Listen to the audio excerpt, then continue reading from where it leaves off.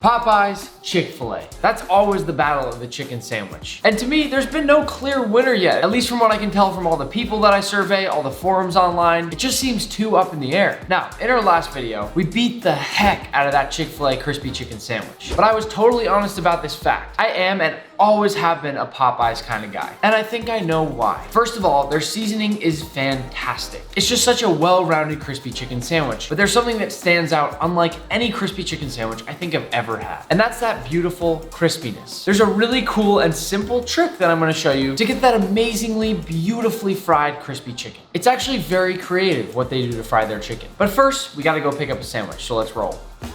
So we are now headed over to Popeyes. Funnily enough, I was having a chill morning. I was like, this is perfect. It's not that far away. The Chick-fil-A took us like half an hour to drive there, and this is gonna be some 1 mile away trip, whatever. Guess what? The Popeyes that we passed literally one store before our Chick-fil-A, that's the one we're going to today. So this is our drive-through series. It has to be a drive-through, and there were a million Popeyes. There's one a walk away from my apartment. But again, just for you, drive-through series. We're driving the 6.9 miles or whatever it is to go again to that Popeyes, right next to that Chick-fil-A. So I guess this is kind of good because you're really kind of comparing apples to apples here, right? You got the Chick-fil-A right next door to that Popeyes, and I just feel like it's kind of fair that way. But let me talk a little bit about the Popeyes chicken sandwich as we head over here right now. So the thing about a Popeyes crispy chicken sandwich that is so fascinating to me is not only the seasoning, but it's the special thing they do with the crispiness on there. When you look at a piece of that Popeyes chicken, it's got this perfect crisp around it where it's sort of like these little tiny pieces coming all off the chicken, almost like something's kind of growing off of each piece in this really cool, unique way. It's like these crystals that shoot off of it, and each crystal is super, super crispy. It's this tiny little golden nugget that you can crunch on and get that extra texture and flavor. And so I think the way that they fry their chicken is levels above any other fast food restaurant. It's just not even close. And that's why I pick Popeyes every time with my eyes closed, no problem. Popeyes for the win every day. And to be totally honest with you, this is one of those restaurants that I actually get a little bit nervous facing off against because there's a really good chance their sandwich will just be a little bit better than mine. They've got it down to a T. And think about how many of these things they've made over the years. I've probably only made a crispy chicken sandwich, what, 100, 150 times in my life. I'm competing against the millions and millions and millions of sandwiches they've probably made in the past. So it's gonna be a tough one, but we're getting close. I think it's up here around the corner. All right, so we've made it to Popeyes. The chicken sand is here, the chicken sandwich. It's a really freaking good sandwich, as I talked about. But now it comes down to the test, and we are literally sitting right basically across from Chick-fil-A. This is a battleground right here. We are literally in the dead middle of it. I have literally never in all my time coming through drive-thru seen a truck that big going through. Props to this guy for getting his sandwich. He knows what he wants. He's getting his sandwich. Shred it. Even the shred it truck is in line. Look how big that thing is. So Popeyes is a pretty simple menu, obviously, but you know, it's really good stuff. 10, 2 can dine, 6-piece tenders meal. I never get tenders here. I feel like you gotta be able to just pick up that beautiful crispy chicken sandwich. You gotta eat the sandwich itself. It's just fire. Surf and turf, no thank you. Not here. Hello, can I help you? Oh yes, hi. Could we order, please, 2 spicy chicken sandwiches? Combo or just a sandwich? Oh, just a sandwich, please. Okay, anything else? And then 3 of just the regular crispy chicken, just without the combos. 2 red beans and rice on the side, please. And then 2 biscuits, and that's it. Pero es 28.69, please. Thank you. 28, what was it? 28.69. Thank you so much. How are you? 28.69. Yes, thank you. Sorry, not much action going down here. What I like is that they're making the sandwiches fresh too, right? It's truly made to order. Not quite fast food though, it's like medium fast. Thank you. Oh, thank you so much. I have a question too. This is way better than Chick-fil-A, right? Uh-huh. It's way better? Yeah. Okay, thank you so much. I just need to confirm. I always test it. I always ask everybody, so. Okay. Thank you so much. Have a good day. So I don't know if you can see, but Chick-fil-A is way down there past that truck, past the McDonald's. This is where we were last time. So apples to apples here, people. This right here is gold. This is actual gold. I mean, they are fried to golden brown, crispy perfection, of course, but this I'm protecting with all my life here. And I like that lady voted for Popeyes. I know she's a little bit biased, but she genuinely seemed like such a cute, sweet lady, and I appreciated her voting. So I've never, believe it or not, had a biscuit from Popeyes. I'm also dangerously hungry right now.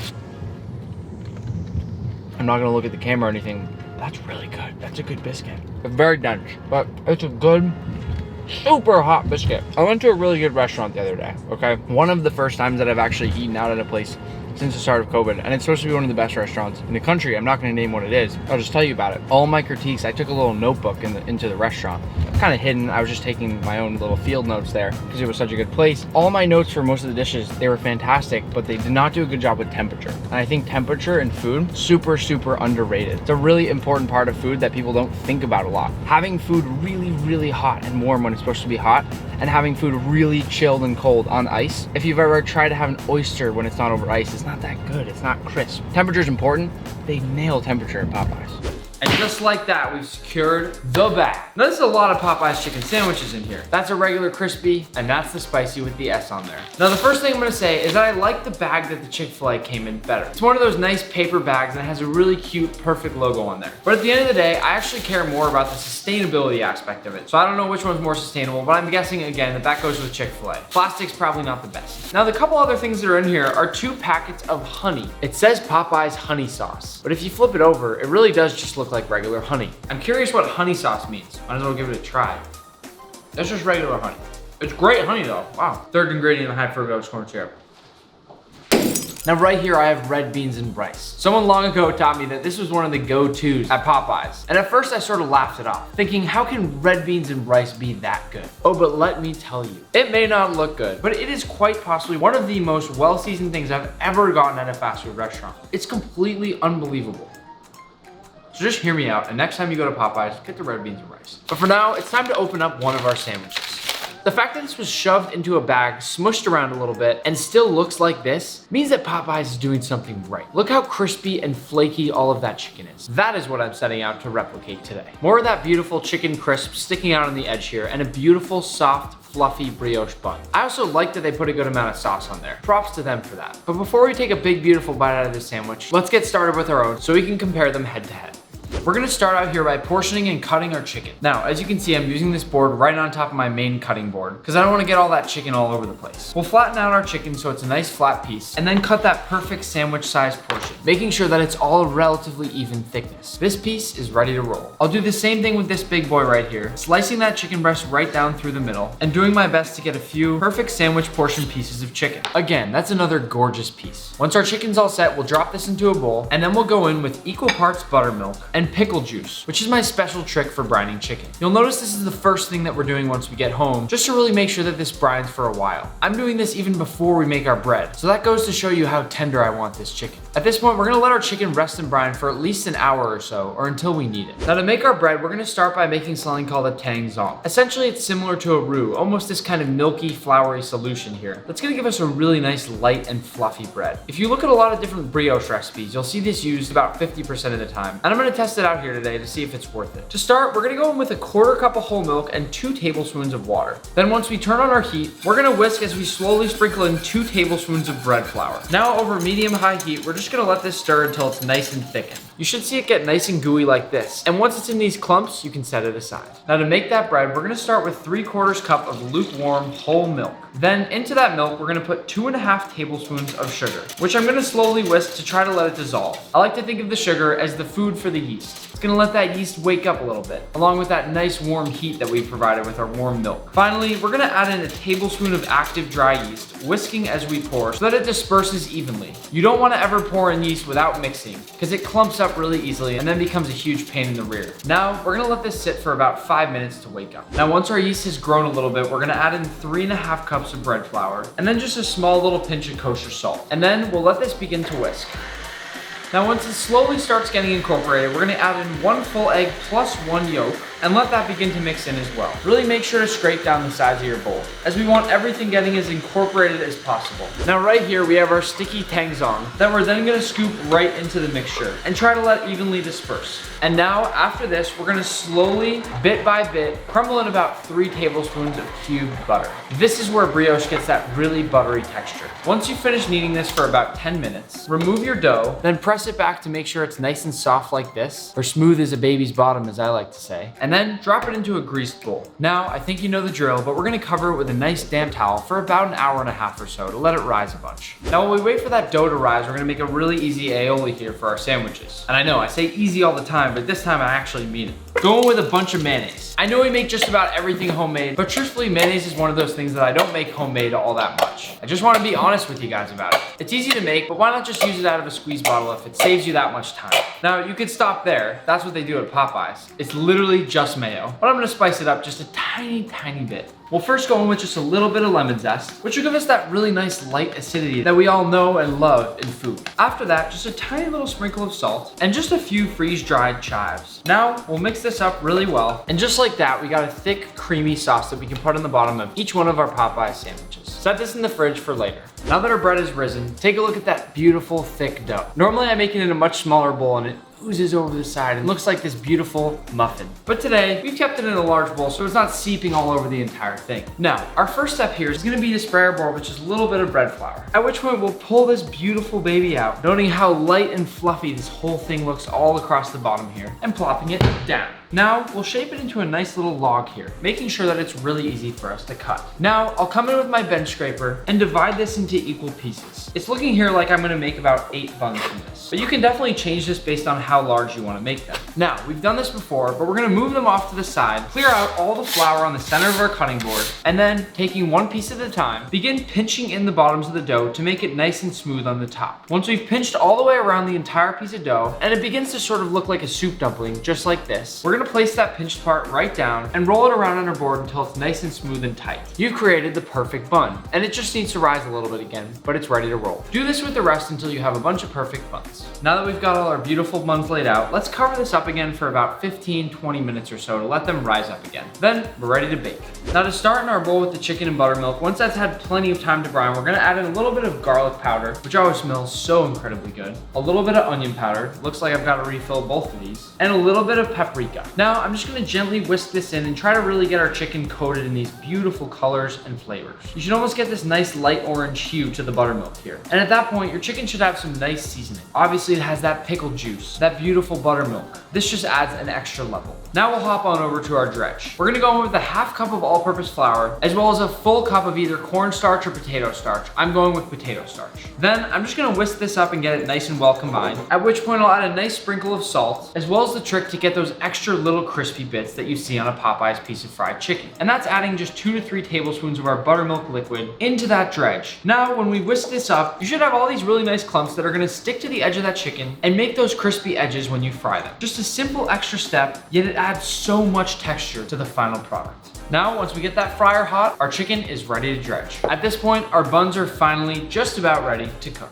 For now, with just about a tablespoon or 2 of water, we're gonna crack in 1 full egg to make our eggy wash. You already know we have to have an egg wash on top of these brioche buns to make that beautiful golden crust that we're all looking for here, right? So, once that egg is properly whisked here, we're gonna use our nice culinary paintbrush and gently paint over the top of each of our buns. I'm going with a lighter egg wash than typical today, as I'm very curious to see how the color changes based on whether our egg wash is just yolks, how much water's in there, etc. Ultimately, I'll find out what that perfect egg wash is, and I will report back to you. My job is essentially to do food research for you. Then you can take what looks good and make it, and you can watch and laugh at the stuff that doesn't look so good. I say it every time, so I'm gonna say it again because it's true. If you don't have one of these culinary paintbrushes, I'd go get one now. They're pretty fun. And they're one of those tools in the kitchen that I just absolutely love using each and every time I have to break it out. Now we've preheated our oven to 375 degrees Fahrenheit, and we're gonna let these cook for about 15 to 18 minutes or so, or until they're golden brown and beautiful. Everyone's oven's different, so just make sure you keep an eye on those, because after putting in all this work to these buns, you don't want to come out with a bunch of black bricks. Let's send these off.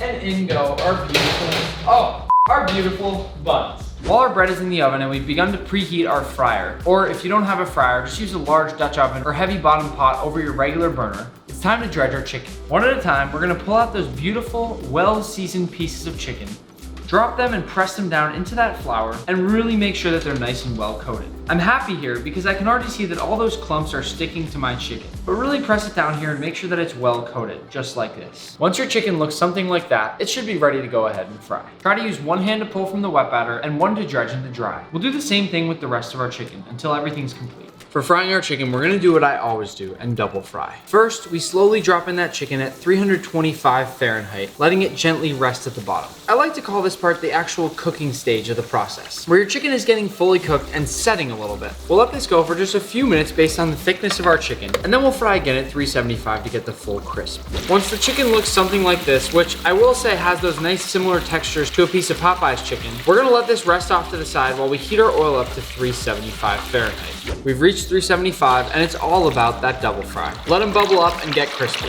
Just a few minutes till they're golden brown. Once you've been going for a few minutes here, they should be beautifully golden brown, just like that. I gotta say guys, I think we might have nailed the Popeyes chicken. I'll place these down on my wire rack here and immediately hit them with some nice salt. What I like about the shape of these now is that the salt sticks really well between the chicken. Now, these are ready to go. Now that these shiny boys have come right out of the oven, we're just gonna let them sit and rest a little while to make sure they're cool off a bit for us to cut through them. But boy, oh boy, do they look soft. Hey, we're not filming, right? No. Okay, cool. Oh my God, these feel so good. So warm.